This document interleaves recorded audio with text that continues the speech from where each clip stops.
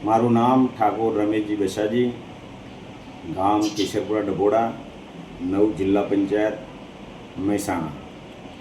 અમારા ધર્મપત્ની એ ઠાકોર રમીલાબેન રમેશજી અને હું અને અમે બંને જણ મારા મત વિસ્તારમાં આવતા દરેક ગામો, ગામના પરાઓ અને સર્વ વિસ્તારમાં ગામના અને પરાઓના કોઈ પ્રશ્નો હોય એના માટે હું સતત કામ કરવા માટે પ્રયત્નશીલ રહીશ અને રોડ, રસ્તા, વીજળી, પાણી, શિક્ષણ, આરોગ્ય સતત પ્રયત્નશીલ રહીશ દરેક કામ માટે.